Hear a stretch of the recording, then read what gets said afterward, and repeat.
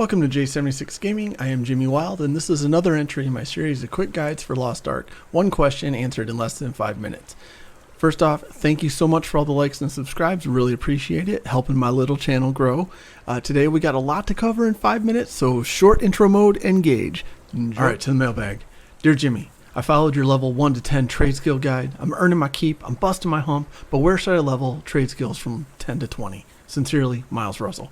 Well, Miles, good question. Let's get to it. All right, first up for foraging, we have Rowendell, Grass, Lotus, Lake.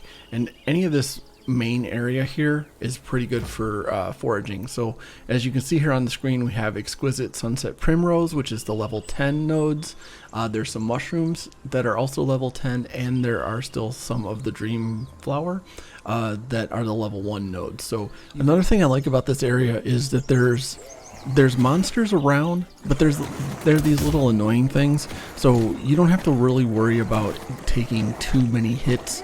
You can just kind of wipe these guys out and then go on with your business. Alright, next up we have logging, and for logging I also like Rowendell, Glass, Lotus, Lake. Once again, all of the main area here has a bunch of trees that you can log, and there are arbor trees and lush arbor trees, so there's the level 1 and the level 10 nodes that you can get. Alright, next up we got mining, and for mining we're going to actually move to, we're going to stay in Rowendell, but we're going to move to Breezesome Bray. And there's a lot of mining nodes all across the area here, but I like the one near, what is this, Hower Tree Farm, because it's a little bit easier to get around, and the monsters are kind of grouped up a little bit better, so you can take care of them all at once. Alright, next up we have hunting, and we are back to our favorite, Rowendell, Glass, Lotus, Lake. And once again, in the main area here, we got plenty of the level 1 rabbits to go ahead and go after. And also with the foraging nodes, you can see that there's a rabbit in each one of those too. So it's a pretty bountiful area for hunting. Alright, next up is fishing, and you might as well just go to Yorn, one of the more difficult areas, or just go to wherever you like. But now that you're level 10, don't forget to use throw bait, because that will double your XP for a couple of minutes and give you a better chance at getting the goldfish. So bait and fish, and can we get lucky and get a gold right off the bat? Alright, through the magic of editing, we're going to skip forward. We see we got a goldfish here. We're going to reel it in, and